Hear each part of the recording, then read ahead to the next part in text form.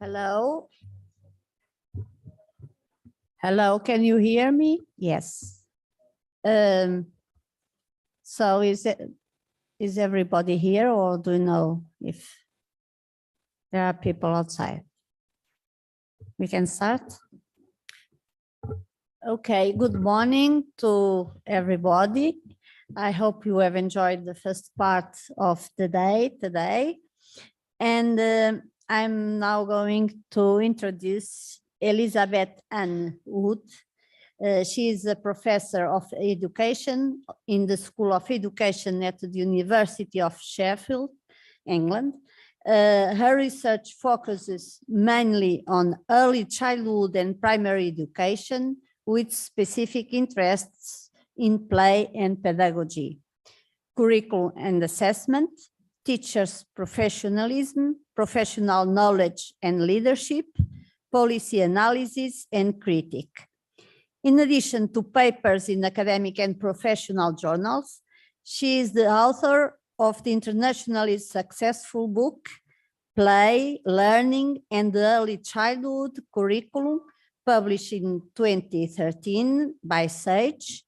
And she is also co-editor with Pat Broadhead and Justin Howard of Play and Learning in the Early Years, from Research to Practice. This was published also by Sage in 2010. Her recent work is focused on children's interests and funds of knowledge in super diverse communities and children's agency in play. Her work with colleagues at the University of Auckland, Aotearoa, Aotearoa, New Zealand, has focused on comparative approaches to curriculum in early childhood policy frameworks. She has worked with colleagues at the Australian Catholic University, Melbourne, on two funded research projects focusing on children's converged traditional digital play and the formation of educational leaders in Australia and England. Furthermore, she has provided policy and practice guidance to several governments on play, curriculum, pedagogy, and assessment. Today, we have the pleasure to listen to Elise Wood speaking about the politics of play, policies, and practice. Thank you for coming. You very much. The floor is yours. Thank you.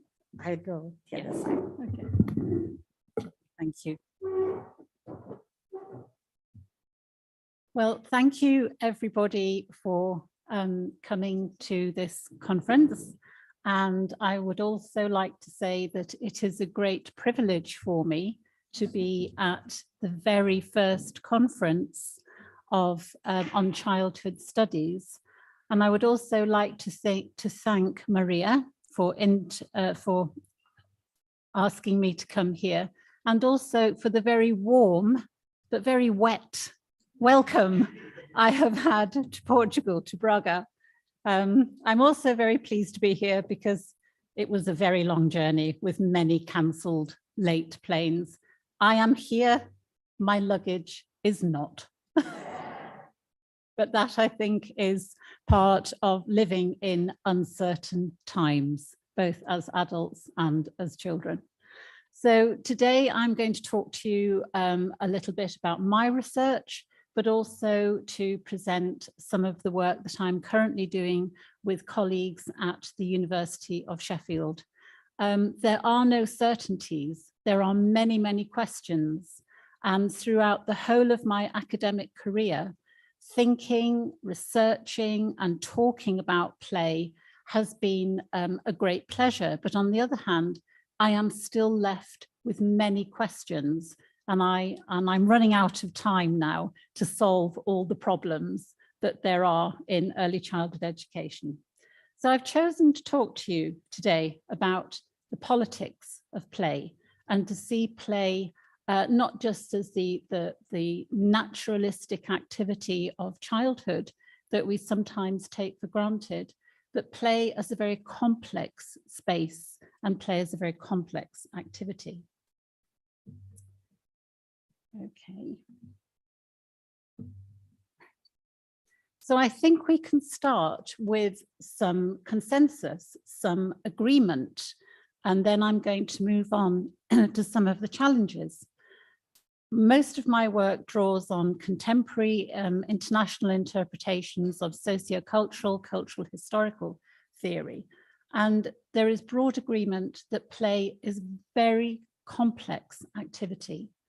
The defining characteristics of play are very much debated, but the areas of agreement are that play is freely chosen. It involves children's choices and motivations. That takes us back to the work of Vygotsky.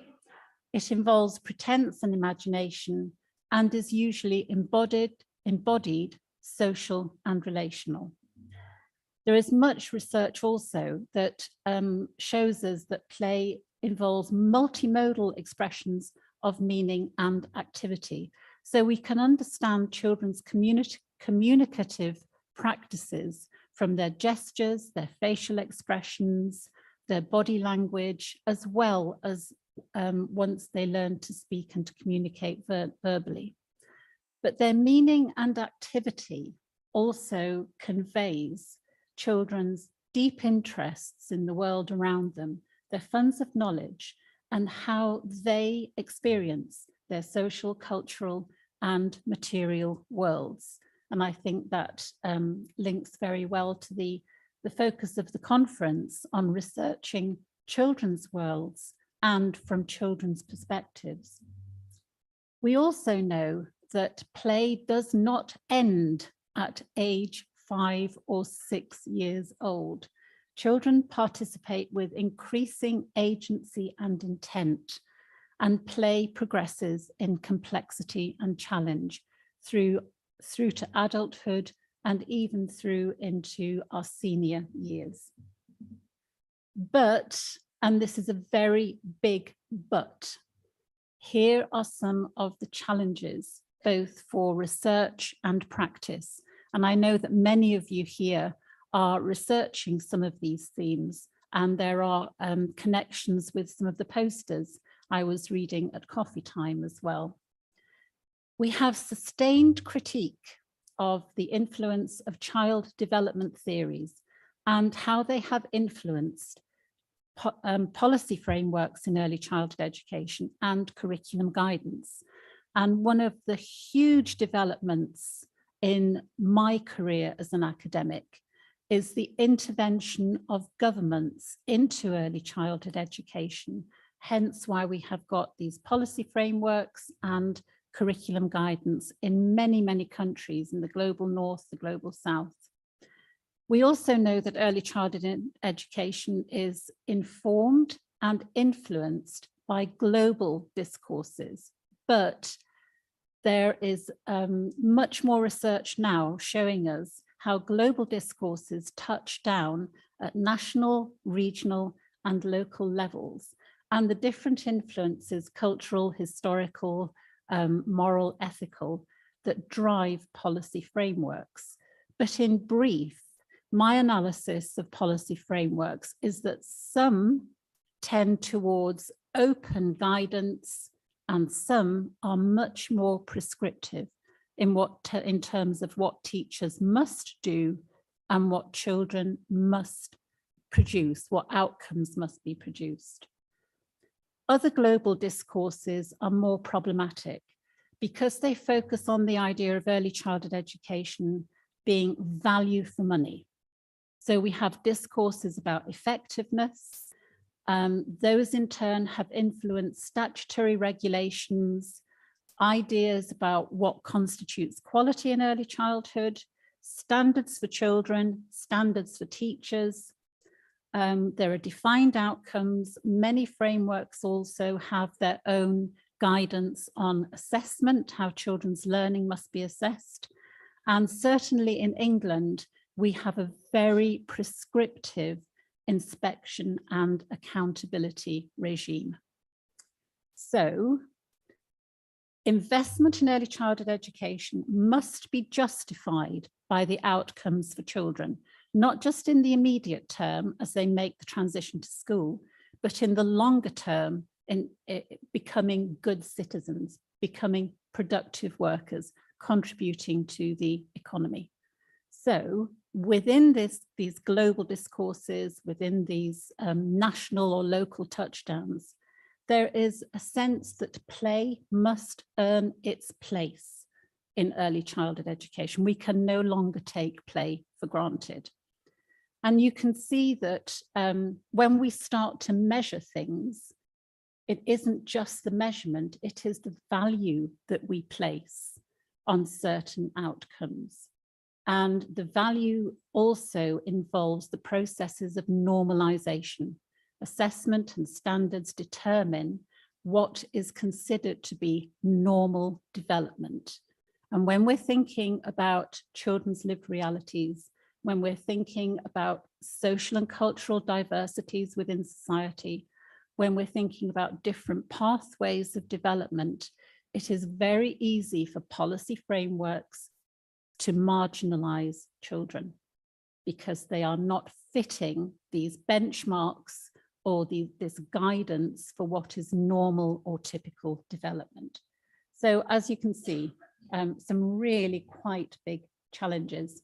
And I want to illustrate these challenges in the context of our early years foundation stage in England. It is obviously the framework that I know best, but I've done a lot of comparative work on other policy frameworks as well. There is a discourse within the early years foundation stage that tells us that play must be planned and purposeful, but often the plans and the purposes are more about the teacher's intentions than they are about the children's intentions. Direct teaching is valued, also with a strong focus on literacy and mathematics. Now, I agree that children should have access to the subject areas. They are powerful ways of framing knowledge. And I was reading some of the posters at coffee time, and I can see how people here are engaging with ideas about what is subject matter knowledge in early childhood, and more importantly, what is subject matter knowledge for educators, and how do they engage with children. So subjects are important, but there is a kind of balance around the emphasis here. In England, effective teaching is considered to be systematic and structured. There is something of a split, a dichotomy between what is considered to be formal and informal learning. And in my work, I have contested the idea of learning is learning. I'm not sure that we need, especially in the digital age, that we need a distinction between formal and informal learning. The early learning goals in England focus more on behavior and skills. The content knowledge is clear in mathematics, but many other areas, it is about behaviors and skills, and those behaviors and skills are directed towards school readiness. So the transition from play or informal to formal learning is about creating the school-ready child. And I'm sure that there are similarities in the frameworks that you are familiar with and that you work with yourselves. So we have these tensions between the emphasis on adult-led or child-initiated activities. We have tensions between play and work. And those of you who have observed children at play will perhaps agree that they work very hard at their play. Play is really effortful activity. But if we place play at the margins of practice in early childhood education, we also have to ask the question of what and who is at the margins of practice. So here we see Aneni's picture of dinosaurs. He is 4 years old and he has a deep, deep interest in animals. He draws lots of pictures of dinosaurs and animals in the nursery. And in a project we were doing in his nursery setting, his preschool setting, the teacher said, oh yes, he's really interested in animals. When we talk to his mother, it turns out that Aneni and his father watch YouTube channels, they watch the National Geographic channels, they read books together. In other words, his interest in dinosaurs and animals is developed and supported and nurtured in his home context. But that deep interest was not recognized within the nursery, other than at the activity level of being interested in drawing dinosaurs. So Aneni's interest was marginalized in the nursery. It wasn't recognized and supported. We've talked about the problems of standardization, and especially in relation to children with very diverse experiences, refugees, incomers to different countries, and a lack of understanding of diversity is very problematic when we have a curriculum focused on standardization. And there is a contrast, and this is what my colleagues and I are working on at the moment, between curriculum as planned experiences, and some experiences do have to be planned, but if they are only planned around the standardized goals and outcomes, it is quite a narrow way of framing education. But we're also thinking about how we can connect curriculum as planned experiences with curriculum as emerging from children's lived experiences. So those are some of the tensions and the challenges that we're currently working with. So how can theory help us here? And if so, how can theory help us, and what aspects of theory can help us? So again, drawing on the work of Anna Stetsenko, Barbara Rogoff, and other contemporary sociocultural and cultural historical theorists, we understand children as being actively involved in creating their own developmental environments, where they are able to express their agency, identities, their interests, but also their family heritage, their languages, and their cultural practices. And children are constantly drawing on funds of knowledge from their homes, families, and communities.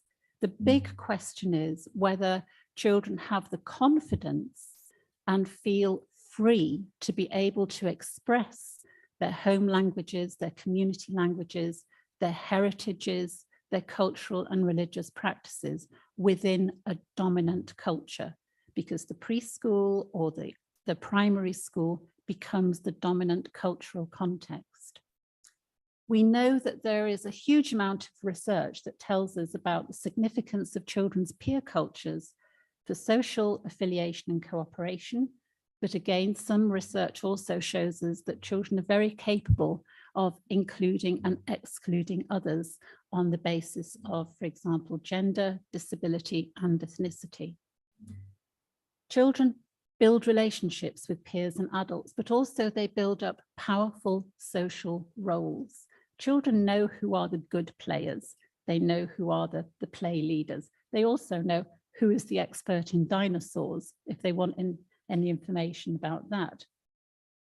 They are constantly in a process of knowledge exchange when they are sharing multimodal, cultural, and linguistic repertoires. In England, the policy framework tells us that English must be the dominant language from the preschool, so that children who are learning English can be immersed in the dominant language. But sometimes that can be interpreted by educators as English being the only language that should be spoken in the preschool. When children share their interests and funds of knowledge, those interests draw on local and global influences, and the predominance of popular culture in so many studies of early childhood play. Popular culture sits within that local and global narrative. We're drawing on ideas about situated learning, learning in context, where children are teaching each other about diversities, enabling each other's participation, and creating their own ways of inclusion and equity. And I want to illustrate some of these ideas with reference to research.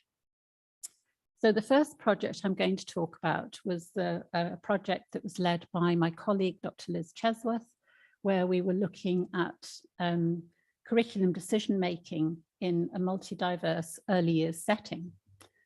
The research context was a community children's centre, a super diverse locality.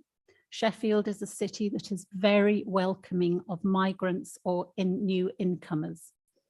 There were 25 languages spoken, and these children are not, they're starting this nursery at age 2. And we looked at 10 children from 3 to 4 years old. Our methods, as you can see, were observation, conversations with children, and reflective dialogues, where we used the evidence of photographs and the children's drawing and multimodal practices to talk about the children's learning with the practitioners. So we found that children's interests were situated in their peer relationships and in the social contexts, but they developed from their participation in multi-generational family practices, including food preparation. Now, bread is something that is shared by many people on a daily basis, but what we started to see when children were at the dough table was children making different types of bread, shaping the bread in different ways. So the children were conveying that there were different cultural practices around bread making in the home. There was also caring for siblings, different family hobbies, and of course, evidence of children's understanding of their religious practices. Popular culture came up a great deal, not surprisingly, because of children's fascination with digital technologies, social media. YouTube was in there as a source of knowledge and information, and film and digital media as well. So here is an example of how, when we talked with the teachers, they were interpreting children's interests at the level of the activity.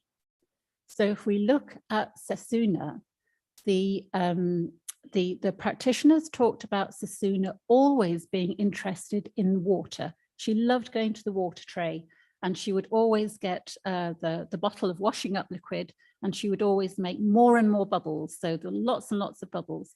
So the practitioners had noticed the activity, the going to the water, the making of bubbles, which, sensory exploration, that's absolutely fine. But you will notice that Sasuna is holding the baby's foot, the doll's foot rather. And when we talked to her mother said, yes, Sasuna loves to wash her new baby sister, but I only let her wash the foot. So you can just imagine, no, you can't wash the whole baby, just wash the baby's foot. So here we have Sasuna reproducing a meaningful activity. She participated in a caring practice. She was learning about caring for her younger sister, caring for a new baby. But we can see that there is a big difference between interpreting Sasuna's activity as being interested in water and interpreting Sasuna's activity as her knowledge of a home-based cultural practice. So we've talked about the interpretation. Sometimes educators, if they don't have time to observe play, they don't have time to talk with children and families, there may be a surface level interpretation of play without going into that deeper level understanding of children working out and acting out family cultural, social and cultural practices. Another project that I was involved was with Michelle Hill, who was one of my doctoral students. And she worked with children between the age of 5 and 7 years old, again in a multilingual, multicultural international school in Switzerland. And her analysis of her data identified what some of these really big themes that children are interested in. I think it is fascinating that we talk about child-centered education, when in actual fact, children are not always centered on themselves. Children are constantly engaging with their social and cultural worlds. And we've seen this particularly as a result of the pandemic, when much research is showing us how knowledgeable young children became about viruses, and how they adapted their play to manage the isolation and being away from their friends. So here we have lots and lots of different interests as potential sources of funds of knowledge. And one of the themes that came out very strongly in Michelle's work is children's interest in death and rebirth, death and dying.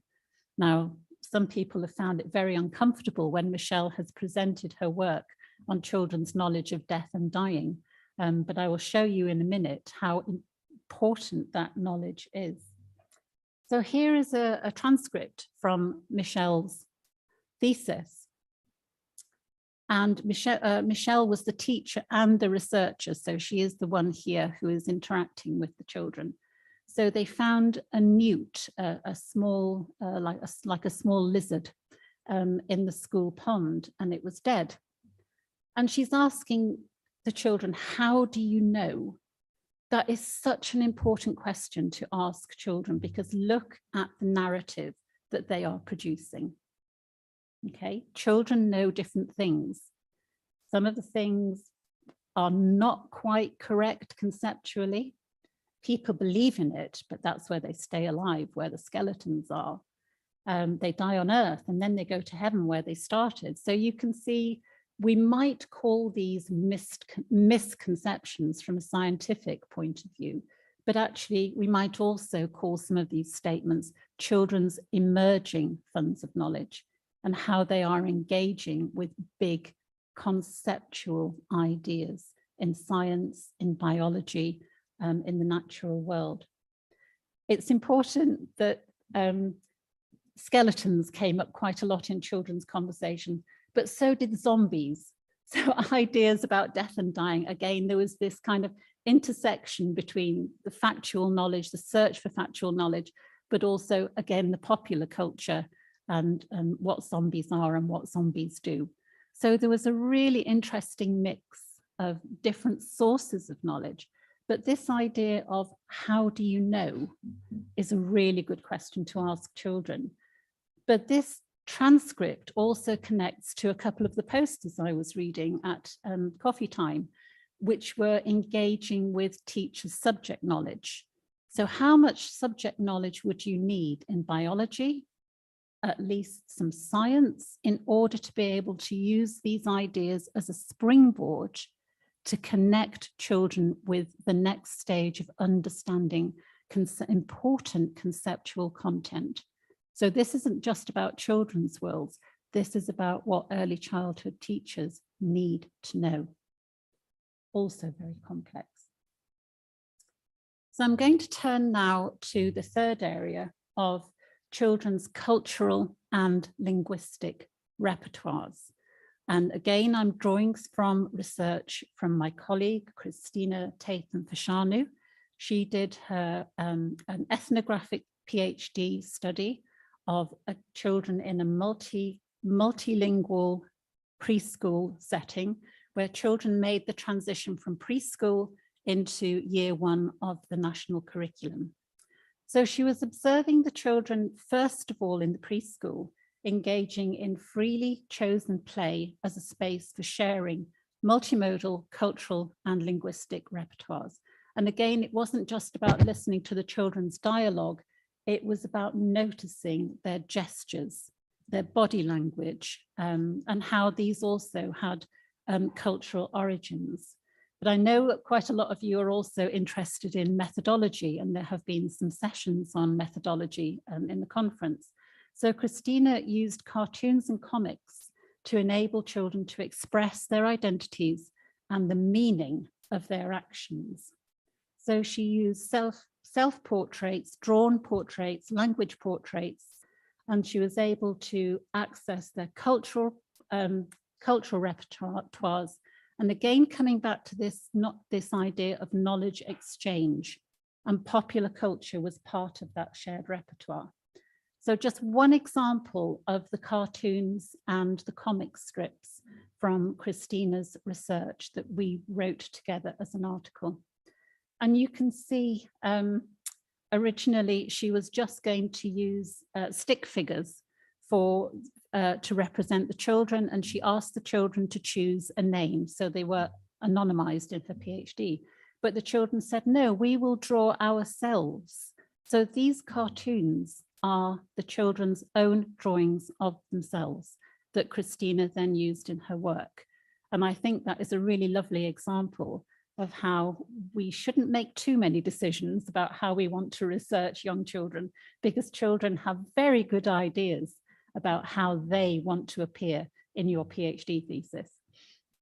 So, so you can see we're coming back to this idea of knowledge exchange. Children are constantly explaining the meaning of different words, because there were so many languages in use in this context.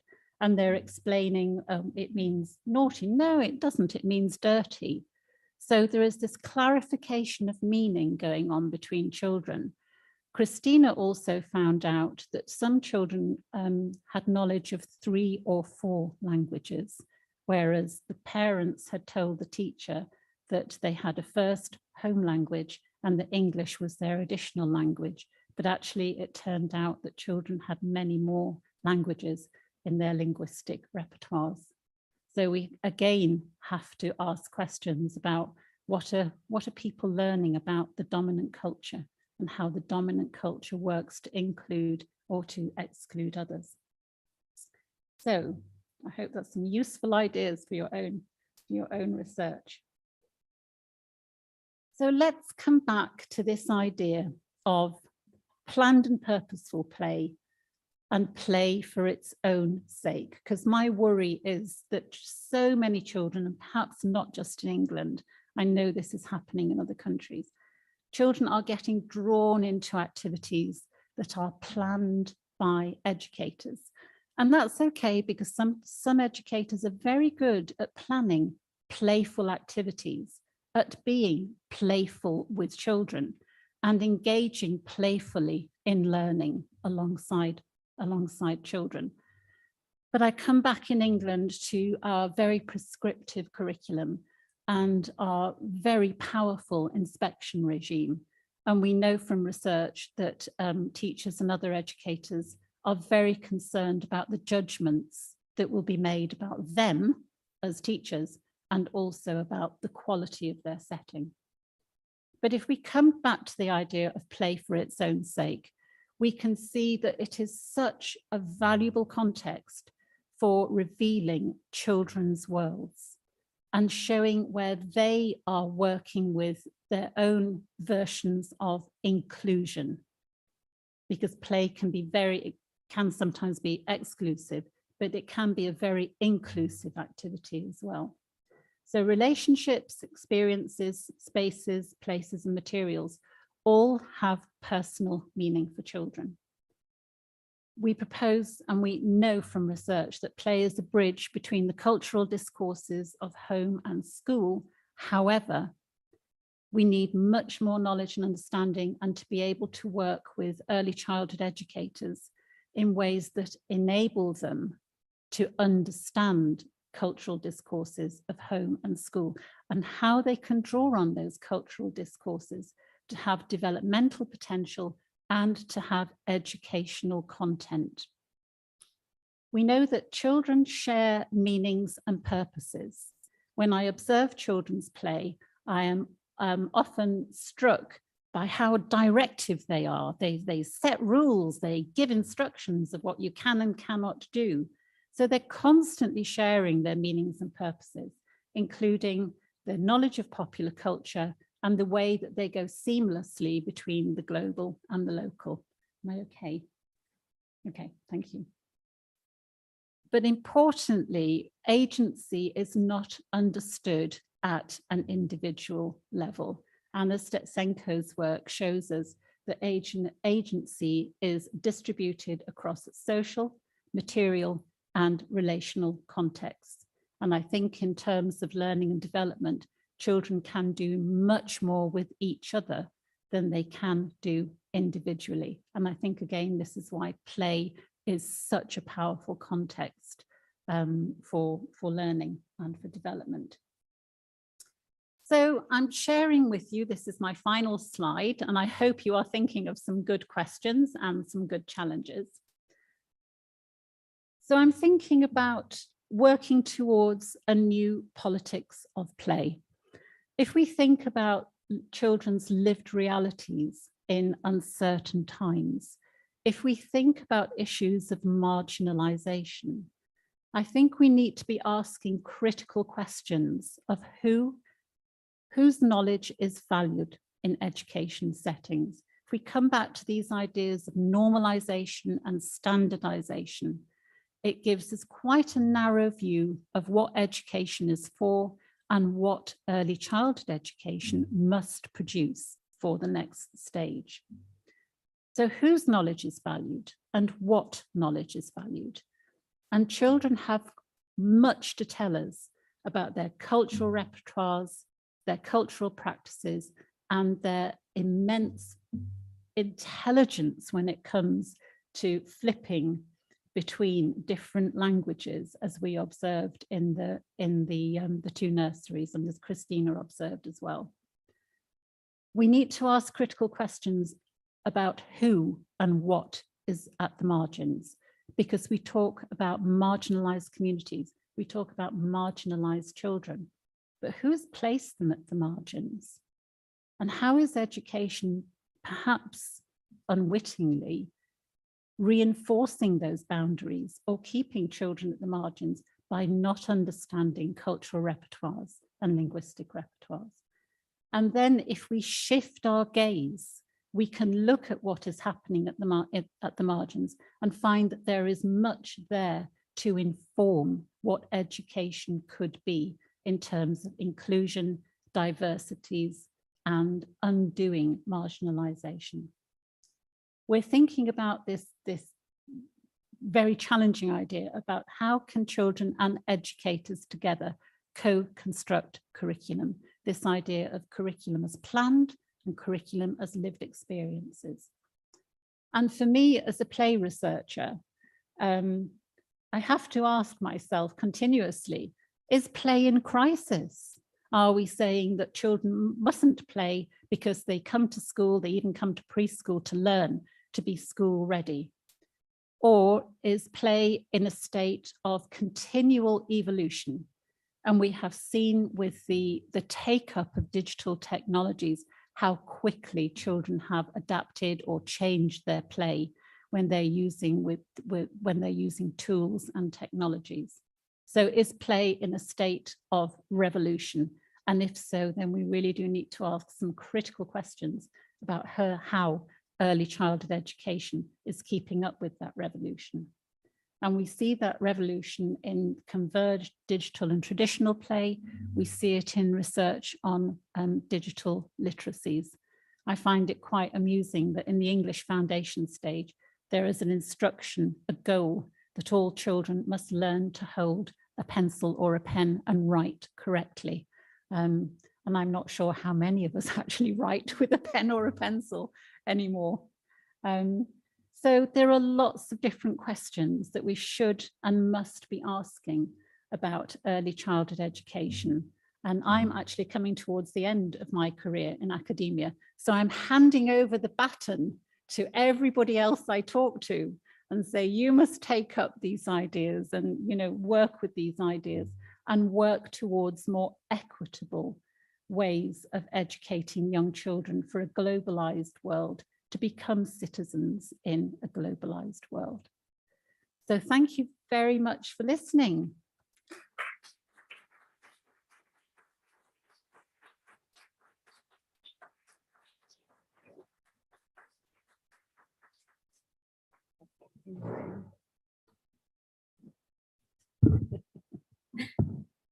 Thank you very much for this so interesting and exciting communication, raising so many questions and ideas to follow and now to ask our invited speaker. So we are open for questions. Who wants to make the first question? You can ask in Portuguese and we can translate. But please. The microphone. No. There first. Sorry, Christina.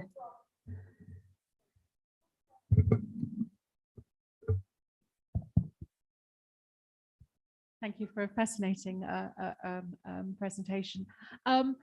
Just going back to the beautiful story of the holding onto the foot in the bath. Yep. And to what extent do you think the professionals in the setting are thinking water play, sensory? What are the children? What is that little girl learning about that they can then record as a benchmark of development and move that child on, so that we're not empowering professionals to look deeper and to think more reflectively about what is being learned. We're just looking at those activities to sort of measure the development of that particular child. And once those boxes are ticked, that's that, the professional doesn't need to look any further than that. I think, again, from the perspective of England, that is a really critical question, because we know that once you have an assessment framework, then your pedagogy is oriented, as you say, to ticking off. I have seen this child achieving this goal. She is exploring water. This is sensory play. It is part of a child's developmental repertoire. That is one narrative. But I think you're quite right. We need to be engaging in teacher education in early childhood with alternative narratives and theories, because it feels to me like teacher education in England has slipped a long way behind probably the kind of ideas that you're working with, and certainly some of the ideas that we're working with in Sheffield. So it does go back to teacher education, to teacher knowledge. And we have a big job to do to get away from this developmental knowledge that dominates practice. Thank you, Christine. And then we go to the next ones.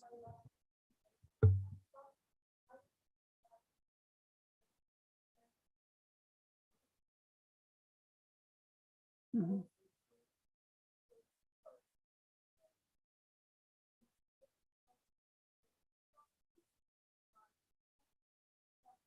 Yeah.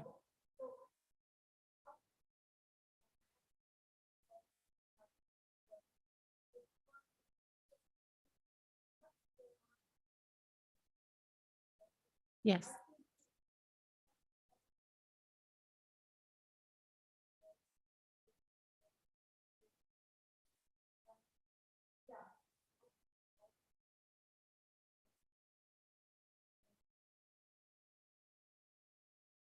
So a project that we have been working on in London recently, again with a whole primary school age 3 through to 11, again multicultural, but in the earliest foundation stage, they use an online assessment tool.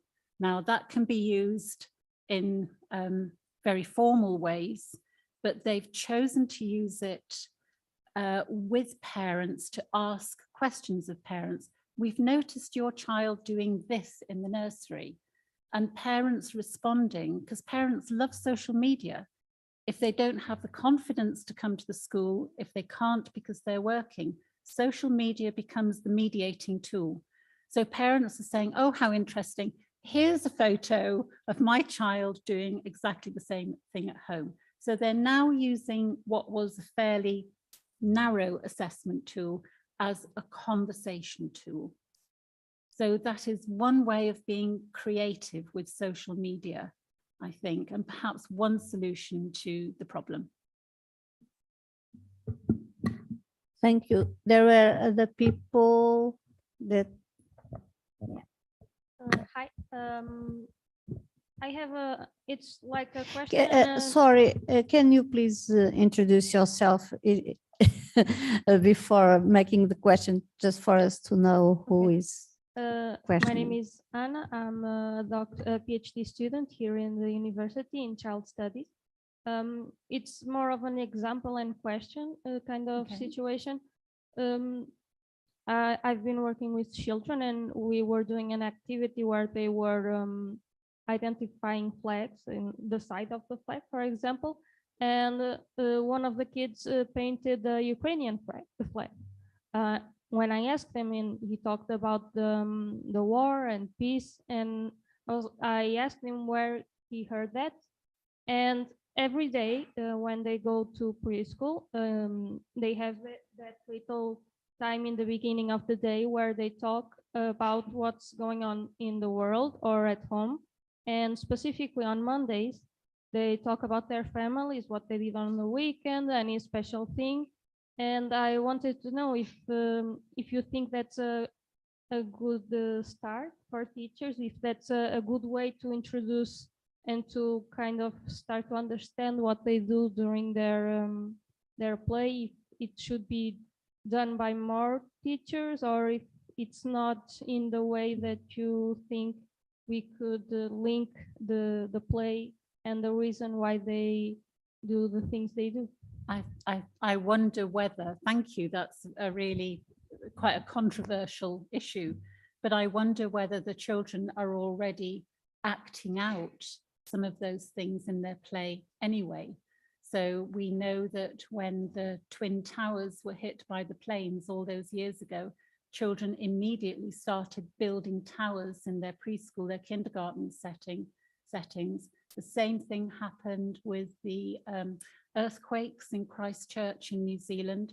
Children were using the sand trays to do layouts, but then dig holes and act out trucks and houses disappearing into the holes. So children are engaging. It's back to this point of the child-centered world involves the world out there. The challenge, I think, is for teachers to have the courage and again the skills to deal with controversial issues, because you can talk about a peaceful classroom, which is an analogy of a peaceful society. You can talk about people treating each other decently, taking care of each other, which is an alternative to perhaps some of the violence that they will be watching, but perhaps not fully understanding on the television. So it is respecting children. It's respecting their competence. It's respecting their understanding and finding ways to relate to that in the kindergarten. Thank you. Thank you.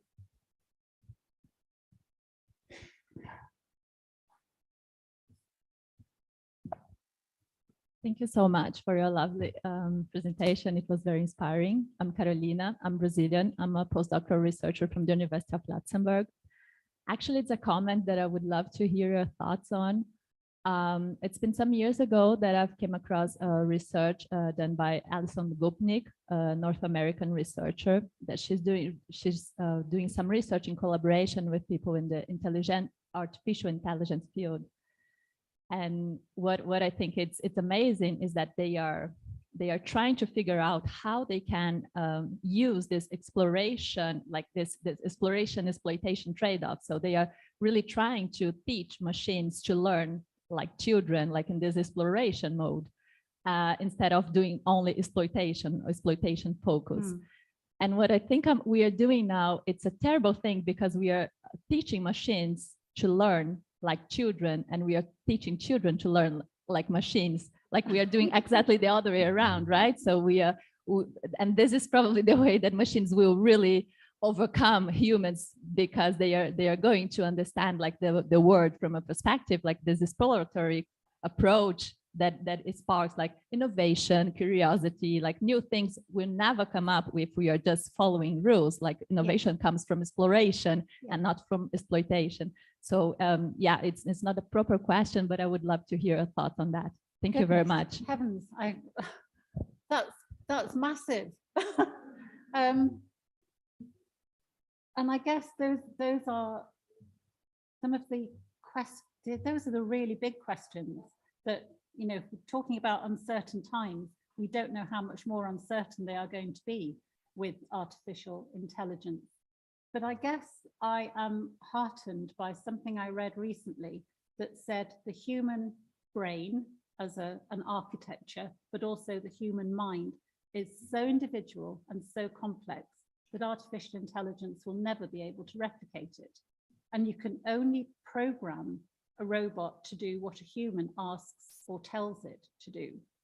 So maybe that's a space where we can keep an understanding of human creativity. But I don't know, it is fascinating, but also quite scary. One of my students has just finished her dissertation on, and she's been talking with children in China about their understanding of play, and at home and in the kindergarten. And one boy said that he has a robot at home and it tells him bedtime stories. And he just said, I wish my mummy would tell me stories. And so there, you know, how can we replace the human? And if so, how? And if not, why not? So yes, so many different pathways. Thank you for that.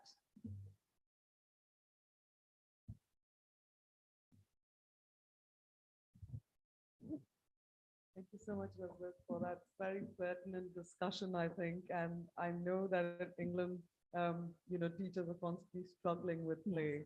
And we are finding ways, but I also wondered, since your topic was on the politics of play, whether it is problematic to, you know, often base play on cultural practices alone, and whether that, you know, that cultural lens in a way essentializes ideas rather than diversifying them, and therefore whether it possibly could be social-cultural material as well as, you know, historical aspects of play that are engaged with, rather than, because my worry is constantly, you know, that word cultural practices comes out in play and is discussed, but I think it's beyond that, right? I mean, yeah, I would agree. And perhaps what I should have said was that in all of the studies I referred to today, there was this constant remixing, that actually children were then creating their own cultural repertoires, and their cultural repertoires are about identity,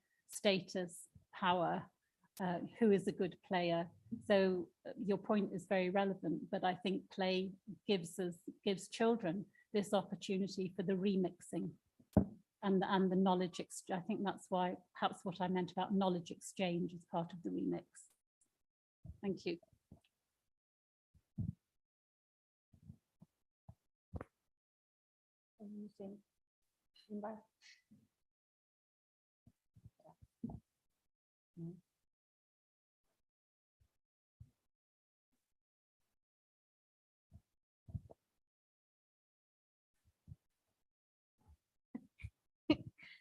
I'll just then pass the mic to I'm Rosina from the University of Tübingen, Germany.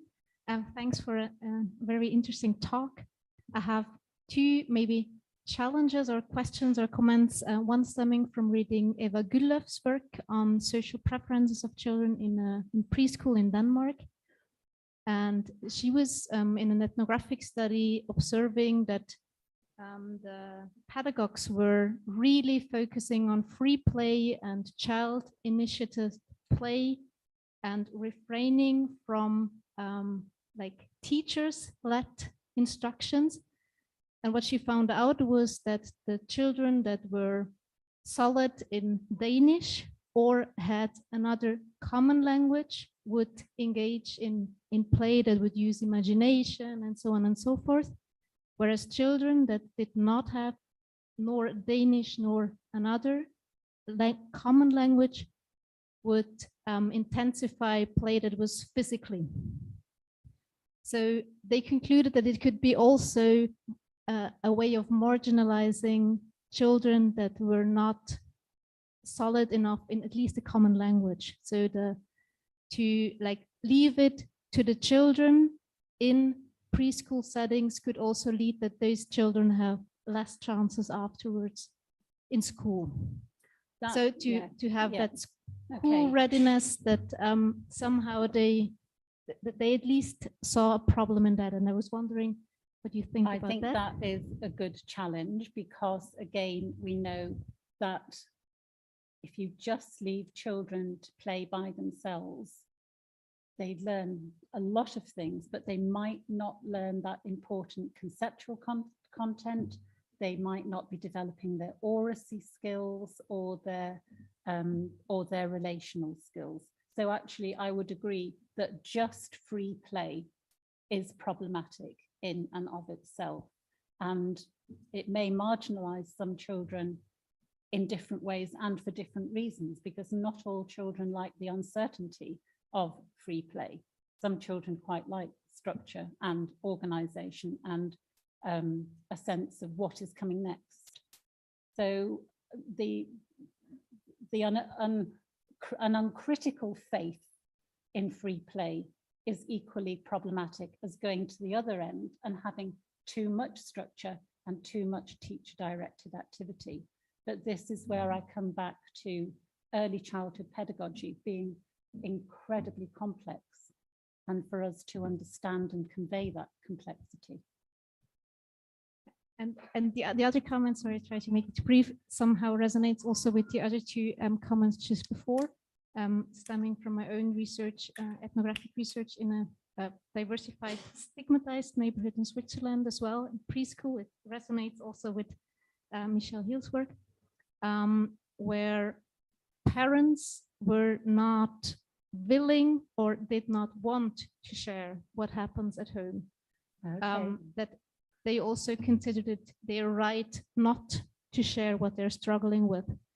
And I was wondering how this and the teachers thinking of, okay, we set clear boundaries from the parents, also from the problems at home. So at least here, the children could have some kind of comfort zone, as they called that.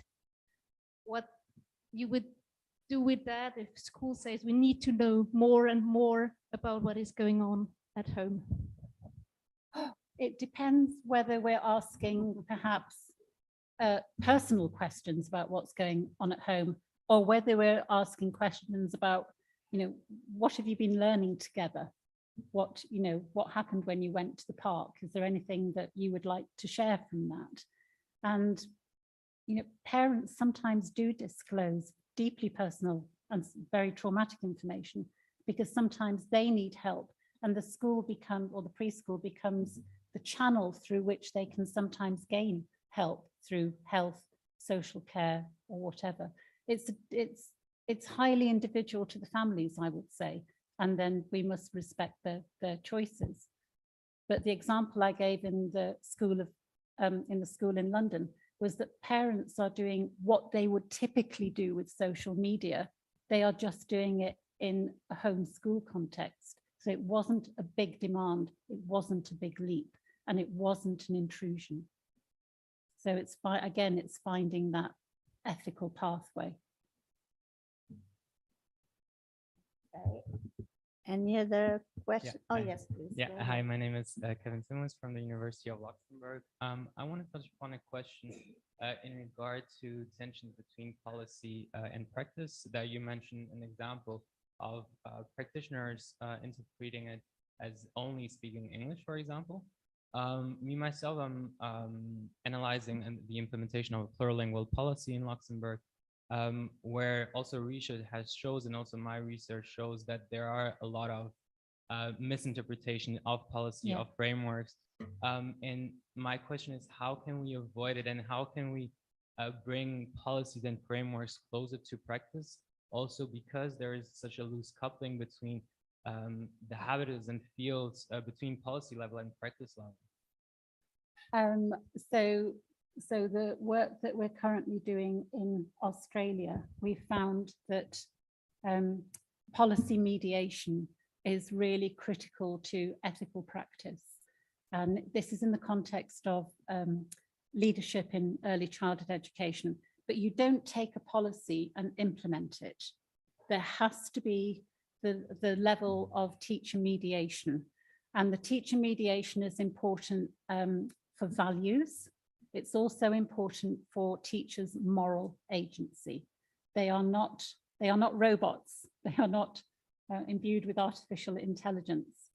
So we're writing quite a lot at the moment about teachers' moral agency as mediators of policy and practice. And I think perhaps policymakers think or hope that they will write a policy statement and it will become practice. And the difficulty in England is that an inspector might come to your preschool or your school and wanting to know how you are implementing policy. And sometimes they simply don't have time to talk and think with teachers about the different ways in which they are mediating it. So I think policy mediation is a really important aspect of that whole policy theory practice mix. Thank you very much.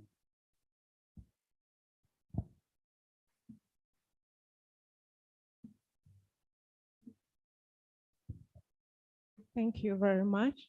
My name is Irene Bisaso, and I'm from Uganda, and I study in Norway. I'm a PhD student. And my comment is about when we are talking about the parents and how I'm looking at the power system and the knowledge and trust. Because parents, for example, in Norway, they may not tell you what is happening because they don't trust what you are going to use the information. Because what happened, for example, in that photo of Sesuna, that the parent, if he tells you the information that she helps home to wash the baby, and in Norway, the teachers will write that down, and later when the parent maybe has issues with the social services, then they will be saying that, oh, he makes the kid clean the other baby. And so the parents are very skeptical with sharing information because they worry what the system, because the teachers are part of the system, and how you are going to use that information, because it comes back later, something they said in passing and was noted out and misinterpreted. So that's why, especially those who come from different background, that they don't really tell you what the knowledge they have, because their knowledge is not maybe valued or will be misused later, and it comes back to them, and they are in powerless situations. So as teachers, how are you going to build that trust, that the parent can trust you with extra information that is actually valuable for the best interest of the child? I think my answer to that question is, it's so big, I don't know. I can only talk and think about examples of good practice where educators and teachers have acknowledged the power relationship that potentially exists between families and schools as institutions, and finding ways to actually try to break down that power relationship, and to do it in different ways, either face-to-face or, when some families still bring children to the school door, or giving or modeling good examples of saying positive things about a child to a parent or a caregiver or a member of kin, because sometimes parents don't hear good messages, positive messages about the children. So it's modeling good practice, it's finding strategies, but I think your use of the word power is important there, because it is about a potential imbalance of power, and that's a much bigger project, I think. Okay, well, just the last question, because we have to finish this session. Is there any? Okay. It's more of a comment than a question, but I think one of the concepts that we really need to reintegrate into these pedagogies is trust. Policymakers need to trust the professionals, and we need to also ensure that parents trust the professionals as well. And I think sometimes that's been lost because professionals have been the source of other information, and that erodes trust with parents, and puts the professionals in very difficult situations. But also, I think certainly in England, that trust that we have in our educators has been eroded over many years, and actually, that those professionals have become the implementers of policy rather than the educators of our children. So I think trust is something that isn't spoken about too often, but is hugely significant in the relationship between state and professional and family, and then with the child in the center. Thank you. I think I would add to that another concept we're working with in the Australian project is responsibilization, that early childhood teachers and teachers perhaps in general are being given more and more responsibility for more and more things. And certainly in the UK, we are in an age of austerity, and we are in a post-pandemic so-called recovery period. I'm not really convinced about that, but I think it is also looking at the demands that are placed upon educators and this concept of being responsible for more and more things. Well, I thank you very much, Elizabeth Wood, for this so interesting talk and all this discussion. Thank you all for feeding the discussion about this so important issue. And now you have here something for you. Oh, how lovely. From the organization.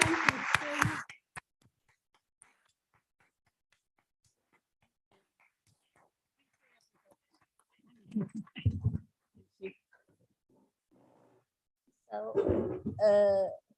quer dizer alguma coisa? Não, mas hoje à tarde não há nada. Okay. Thank you, because I know So- somebody is coming next.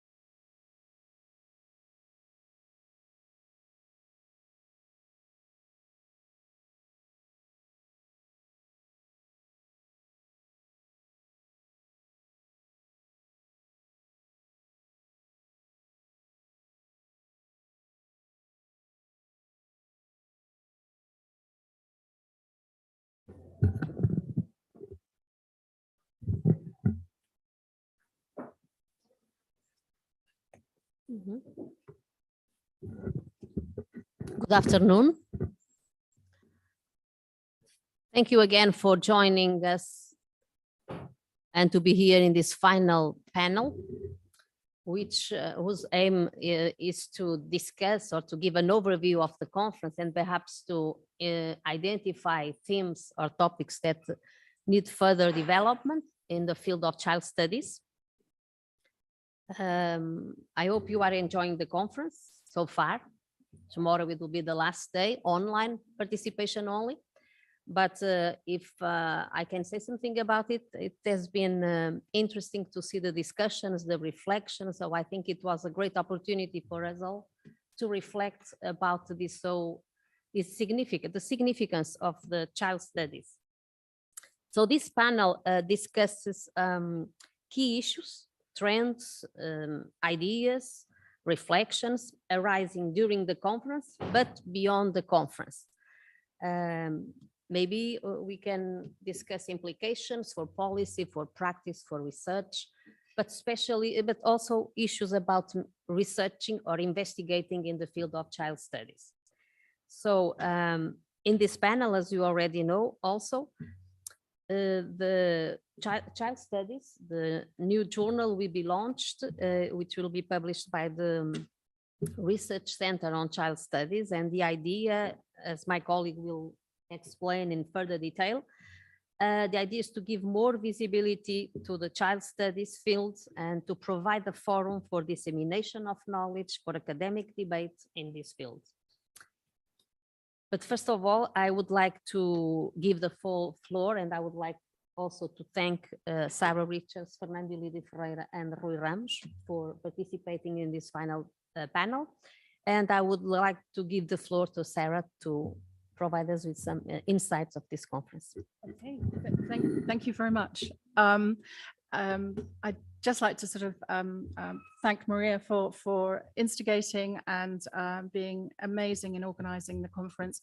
It's only my second since the pandemic, and being able to sit in rooms and talk to scholars again is so special and wonderful. And I think one of my takeaways from this conference is just how important that is, that we come together and talk and learn from each other.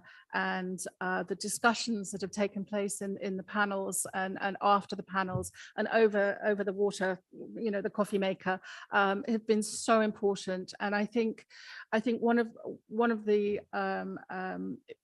important aspects of that is the discussions and for new researchers coming on, as Elizabeth says, the next generation of researchers who learn and share and talk with people that have been a few steps ahead of them along the way, and that the importance of sharing that information, and also the diversity of childhood studies. I am a childhood scholar, it's my passion, it's been my career, and I'm very precious about the discipline of childhood studies and the importance of it, and how it is informed by other disciplines, but it's still an integral discipline in and of itself. And all of us in the room and elsewhere carry that significance of childhood studies. It's so important. We still have so much to learn about the lives of children. But I think one of the other important features that I'm reminded by the discussions and the presentations that I've heard over the last couple of days is the huge advances in ethical discussions about how we learn and our behaviors. When I first started as a student in childhood studies, the new idea was getting informed consent from children.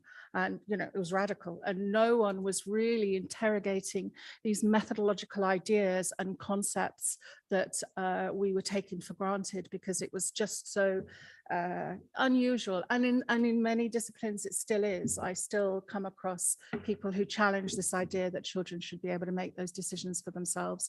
But I'm just impressed by how advanced our ethical discussions around the ways in which we research and the involvement in children in research have moved on. They've become much more situated, much more nuanced, much more critical of those ideas that were just assumed and taken for granted.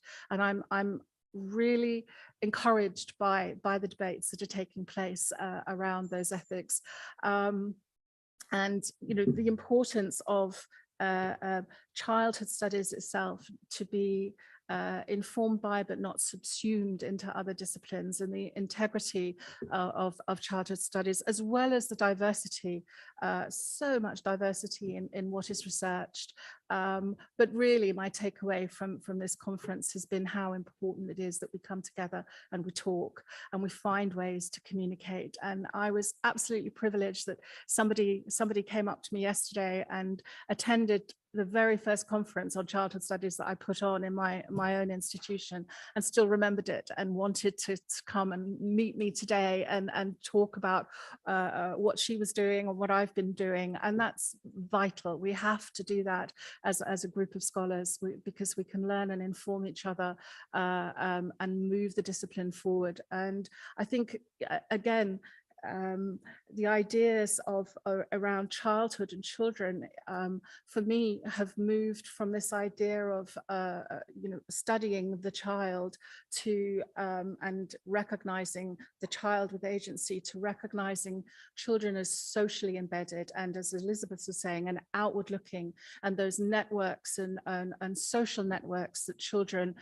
create around their friendships and their familial and the institutions that we place children in are so much more nuanced than this agentic singular child. And the pluralities of their lives is something that I think we've neglected thus far, and I think is a really important movement to recognize that plural experience, but also that social experience, and that re-embedding of children into their social worlds, rather than what early research perhaps was doing, was extracting children and studying the children. But I'm really encouraged by this idea that we're much more focused, and can be much more focused, about recognizing children as embedded, as, yes, socially agentic, but the importance there is social. And I think for the future as well, I'm really interested in this idea of children being politically agentic.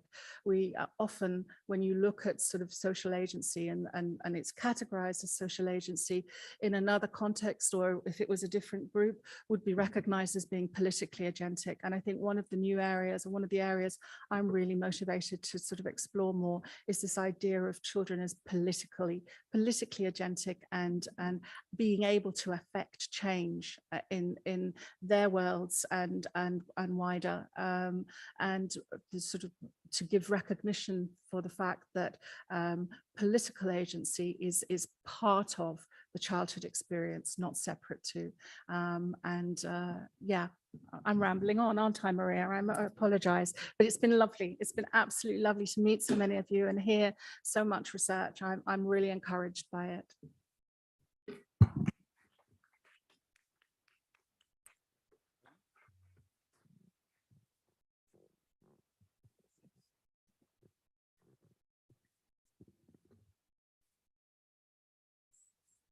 So now let's hear from our colleague, Fernando Elidio Ferreira.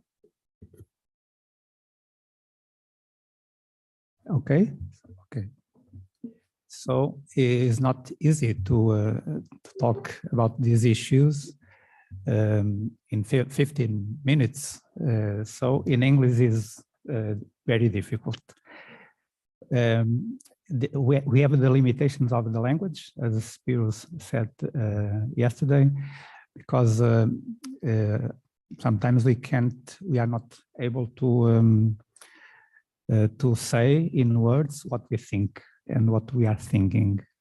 So we can later discuss some details, but now I'm going to be very synthetic and share the main ideas based on this theme, this challenging theme of reflecting about the present and future of child studies. It's not easy to do, to assume this task. So okay.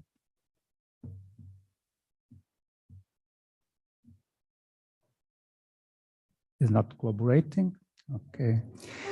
So the first idea some topics. The first idea is related to the importance of past when we talk about present and future, because sometimes we are very arrogant, arrogant when we think presently, but we have past, of course, in this field. So it is very important to recognize that.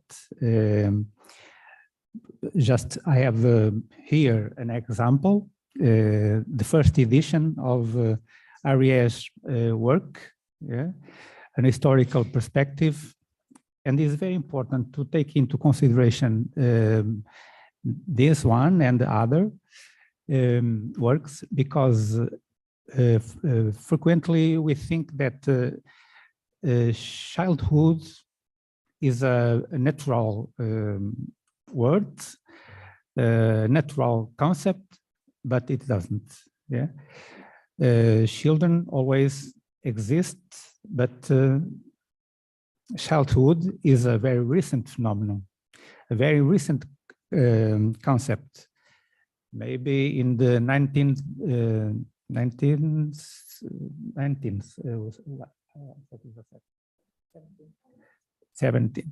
century. So it's a very recent concept.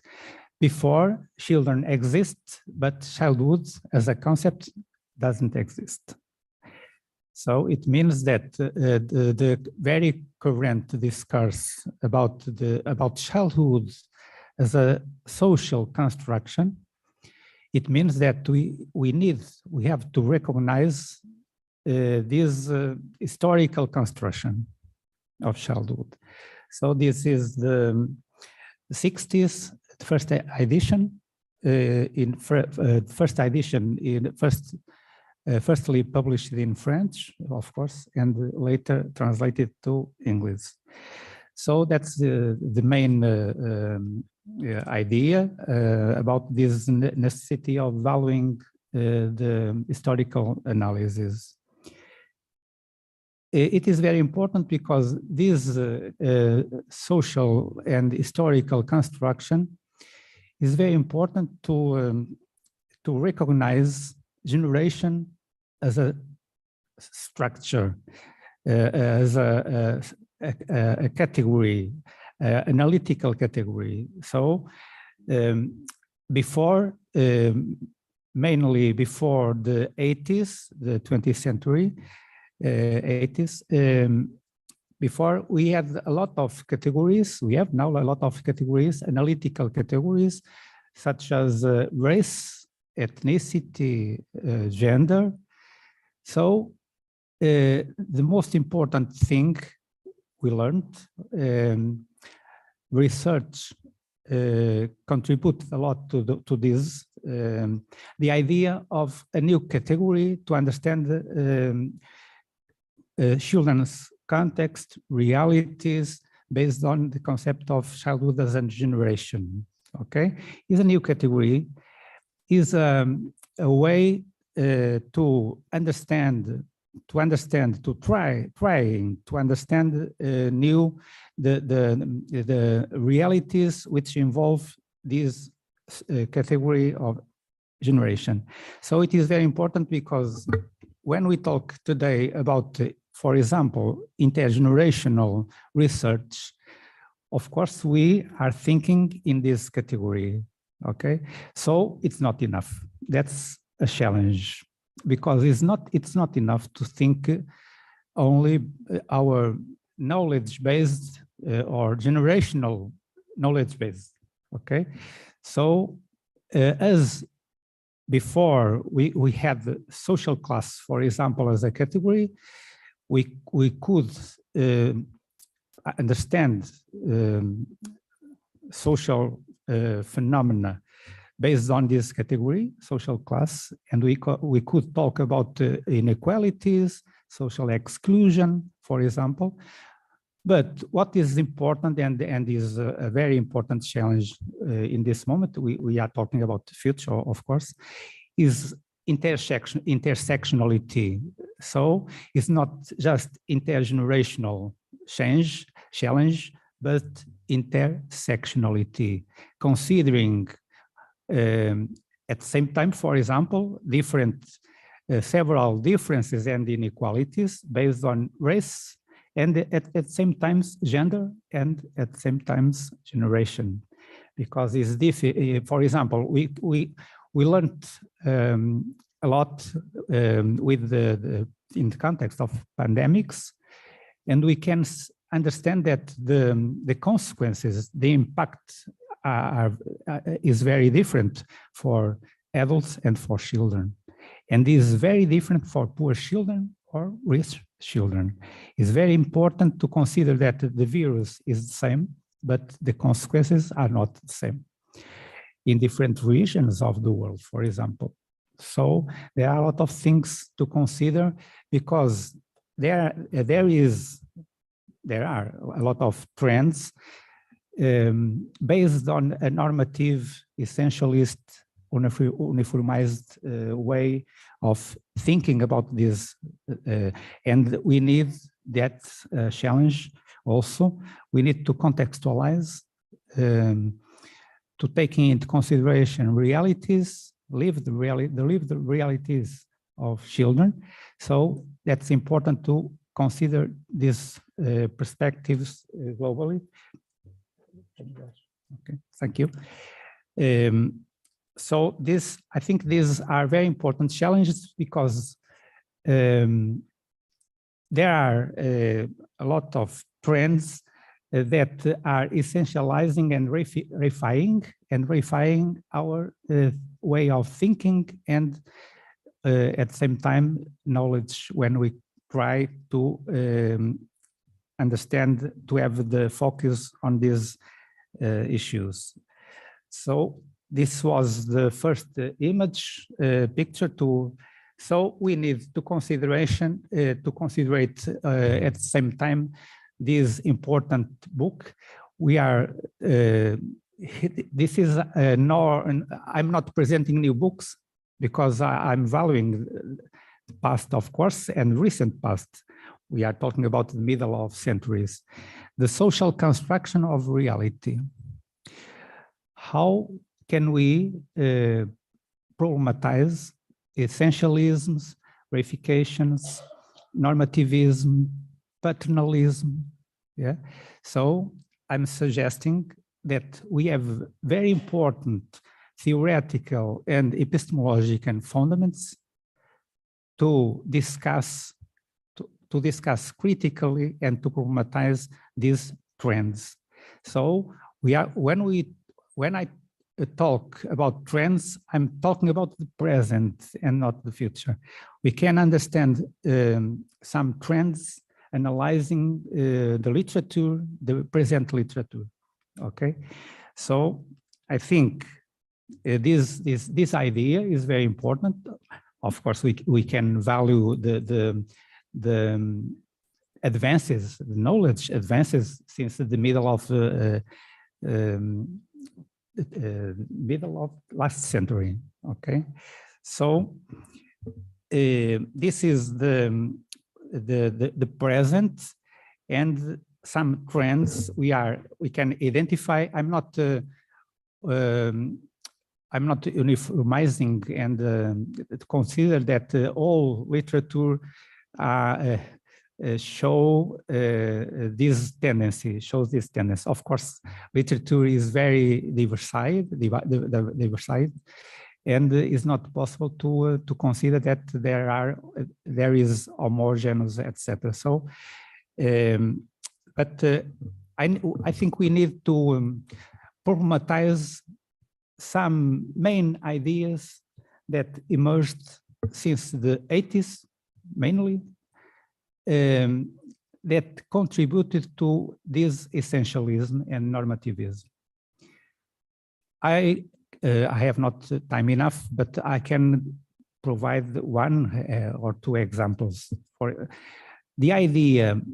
The idea in which the so-called new childhood studies, for example, the idea of child as a competent competent social actor as a subject of rights, and the centrality of the concept of agency in a great measure are orienting our thinking to an essentialist view. It means that we need to problematize agency because we can ask, for example, children are agents. They are agents for what? And of what? Agents for and of. We can see, and during the pandemics, I think these the pandemics emphasized these perspectives. We need to problematize because we have a lot of evidence about these trends of considering children as agentive social actors, but for capitalism, for human capital, as children as economic investment. And of course, our expectations and parents' expectations and teacher expectations are based on goals, results, outcomes, evaluation in a compared and measure perspectives. So we have to problematize this. I think you are in this moment, you are thinking in the main conferences yesterday and today. I think we have in these two conferences very interesting and fascinating challenges for future research in this field. Ontology and design, a very innovative approach. And how can we look and understand play not only based on the common sense of play. Children play is fun, very funny. Okay. So I think it's very important to think these issues, taking into consideration the idea of intergeneration, for example, but also intersectionality, considering different analytical categories, and of course, interdisciplinarity. Of course, we talk a lot about interdisciplinarity, but taking seriously this challenge is very important. So this we can say, okay. Yeah, it's not a new book, but of course we have to choose some of them. So valuing now this, I think we are in this moment, we are living a moment of thinking, reflecting and discussing a lot about these fields, these multidisciplinary fields. And we have a lot of recent publications that show some new directions. I think we have, we need to be very attentive to, okay, thank you, to these emergent works. So I've chosen this picture of the book, because I think we need sociological imagination, or I'm not talking about sociology as a discipline, but a way of thinking about these issues.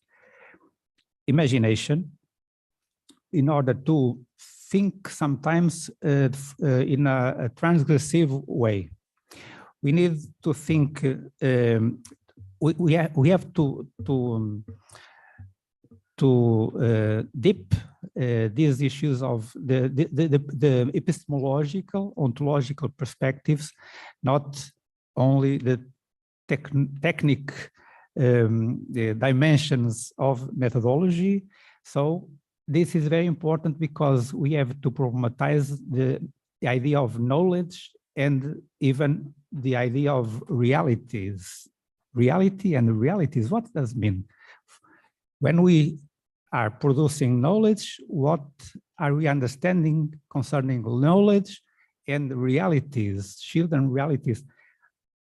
We are sure about the children realities. Yeah, we are not sure about that. We are observing children realities.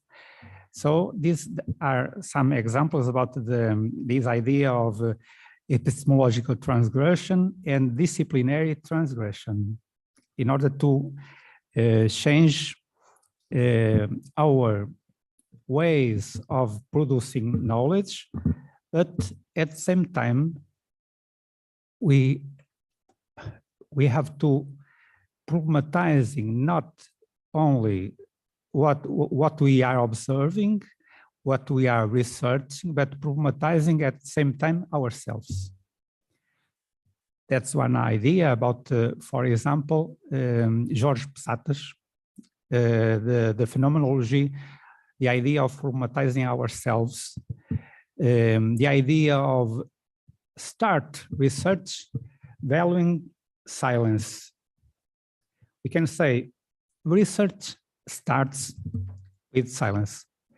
And this is very important as a challenge for children and childhood researchers, because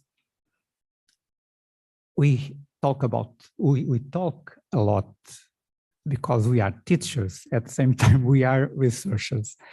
So the first thing is talk and say and discuss and produce discourses, etc.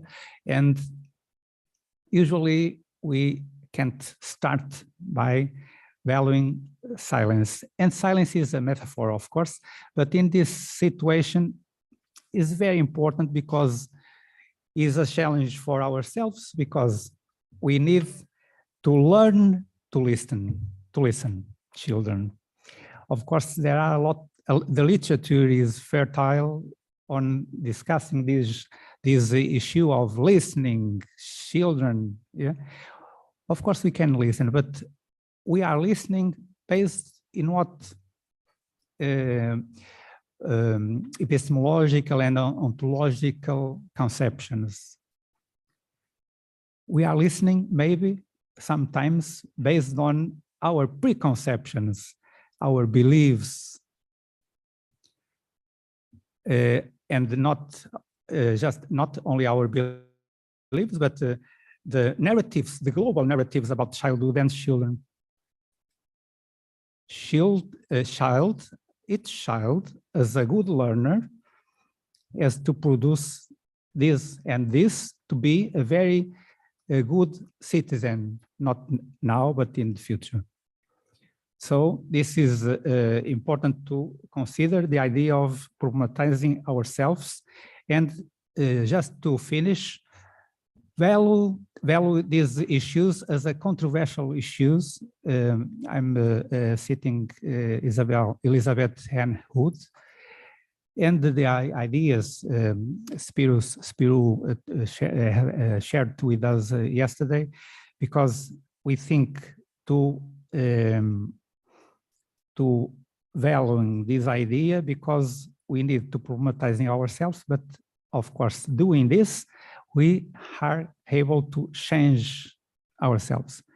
So this is important, of course, as a teacher, in this case, as researchers in this very important field, we need to problematize because we are not alone in the field, and we can't ignore some major disciplines as history, geography, anthropology, and other areas, because they are very important to contribute and to problematize our own field.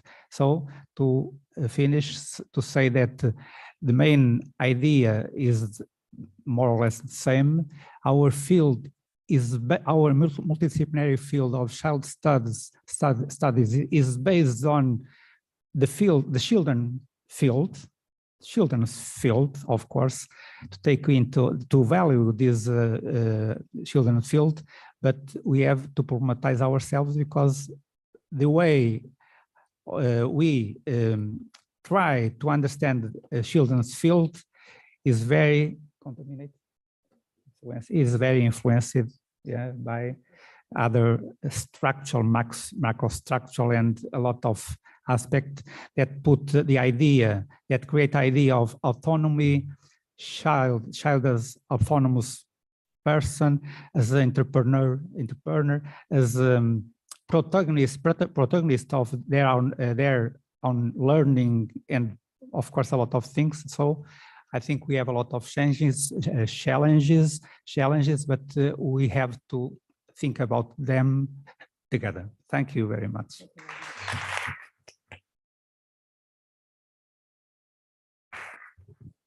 And now the launching of the Child Studies journal. Roy.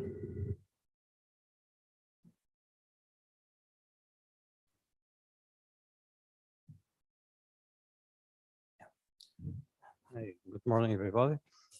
My task is very simple, brief, and pragmatic. It's the one of formally presenting the first issue sorry, of our new journal. It is online since yesterday, but the formal presentation, it's done now.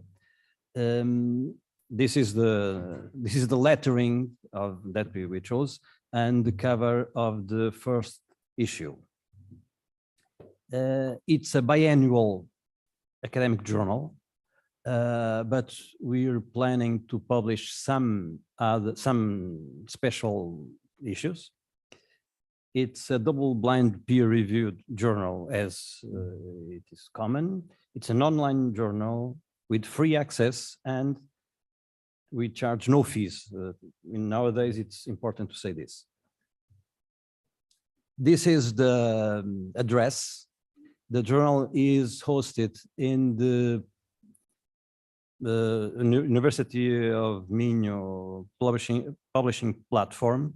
So the address is revistas, which means journals, Minho, University of Minho, .pt. I'll show you in a moment. And I would like to kindly invite you to read the present papers and the future, the papers that will be published in the future, to register to receive information about new editions, new issues, new editions, and submit your papers. I have here the aspect of the website, the journal's website. We have, as all journals, a full issue PDF, an editorial separate, and five papers, 5 articles. The first one from someone you might know, called Elizabeth Ann Wood, Play and Learning in Early Childhood Education, Tensions and Challenges. The second one, Christian Values in Portuguese Children's and Youth Literature, from José António Gomes from Portugal. Child Studies through the Lens of Applied Family Social Systems Theory, from Carl Dunst, by Carl Dunst from the USA. Benefits and Challenges in the Adoption of Evidence-Based Practices in the Child and Family Services, by Maria José Rodrigo from Canary Islands, Spain. And finally, Maintaining Quality in Teacher Education, a Contemporary Global Challenge, by Ian Mentor from UK. These are very interesting 5 articles, the first articles or papers that are published, and we're counting on your future publications, your future papers. You can, if you wish to do it, you can register here. It's very simple. It only needs your name, first name, family name, email address, and so on. And in the end, at the end, you will give or not permission to insert your data in the journal's data, obviously, to receive notice of new publications, and you will say if you're willing or not to be in contact with requests for reviewing new papers which will be submitted. So this is our new journal. We can take a brief look at brief look at the full version. So the cover, introduction, editorial board, and so on, technical information, the contents, and well, this is the editorial, and the papers will have this looks. Every paper will be published in English with a translation of the title, abstract, and keywords to Portuguese language. And those who want to do it can also publish a Portuguese version of your text, but the process and the mandatory publication will be in English. Portuguese version is optional. In this case, all 5 articles and the editorial are published in English with the title, abstract, and keywords in Portuguese. I can ask a few questions if you have any. I hope you're thinking about preparing your papers that you presented here to be published.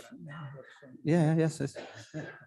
We're thinking, as I told you before, we're thinking about publishing a special issue with papers presented here at this conference, after passing all the normal process of peer review, obviously. Okay, thank you very much. Thank you very much.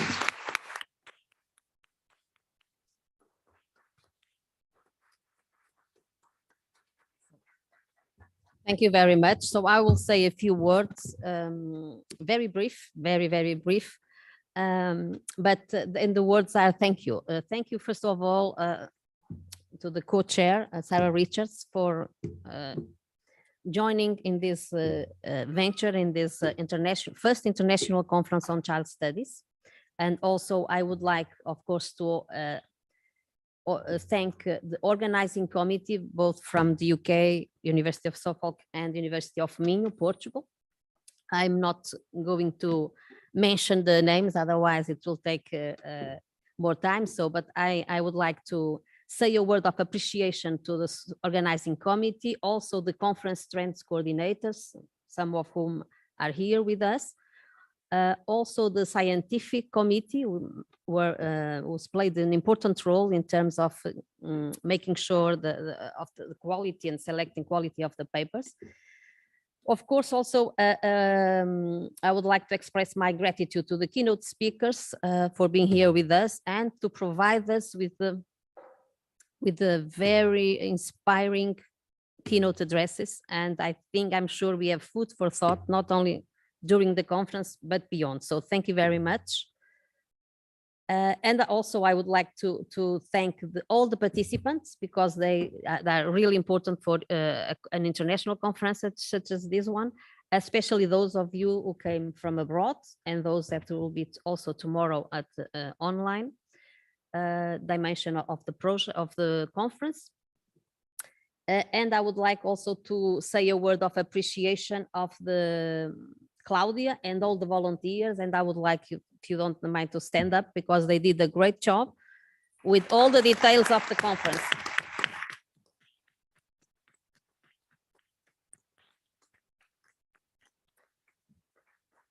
And of course, in this round of applause, you are also included, all the organizing committee, scientific conference trend coordinators, etc., and keynote speakers. To finish, I just would like to say practical information because I think it's important while we are here, and it's 2 minutes. First of all, we will be sending an email with an evaluation survey about the conference so that we can improve some elements for the next edition. Those of you who are doing the tour to Guimarães, the meeting point will be at the entrance of this building at 2:30. There will be at 2 o'clock, no, 2:15 because the bus leaves at 2:30. So 2:15 in the main entrance, and then there will be a bus taking you to Guimarães. It's about, it's not far, 20 minutes, 25, it depends on the weather. Also, for those who have registered for dinner, I think you have already received instructions via email.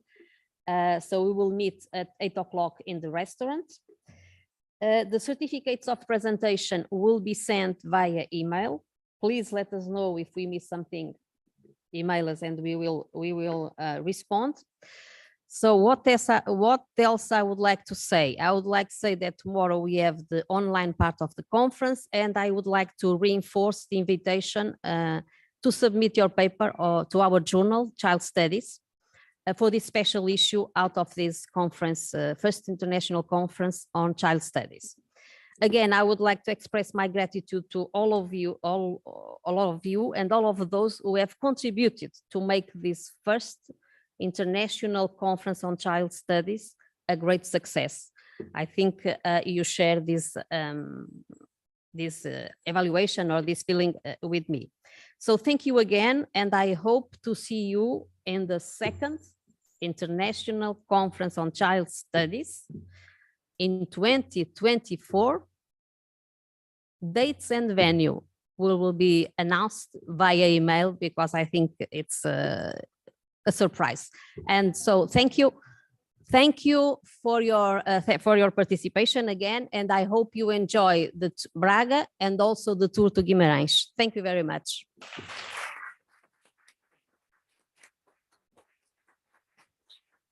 There will be a final cultural moment to close this conference. Thank you very much.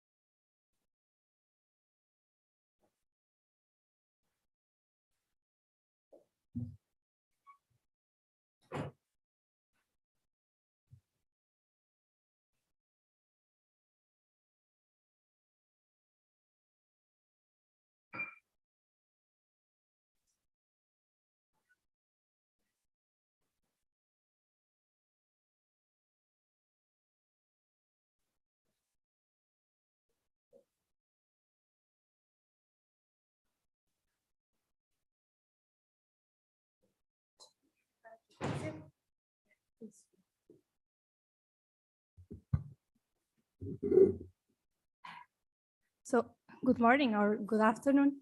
Today I will perform two works.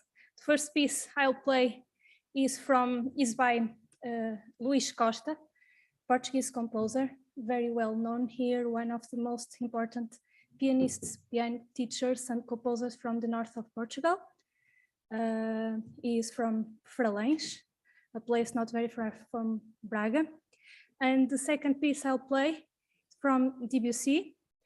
It is a piece from a suite called Children's Corner that Debussy dedicated to his little daughter when she was 6 years old. Thank you.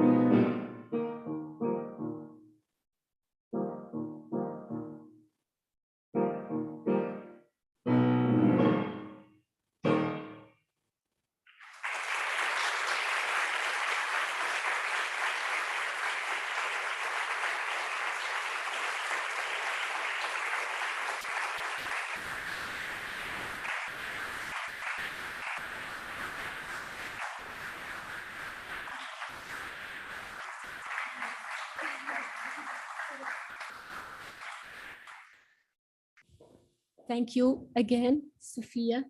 And now I would like to have your attention for a few moments, because I would like to call someone who is an extraordinary scholar and an excellent researcher and an excellent director of our research center, Professor Assunção.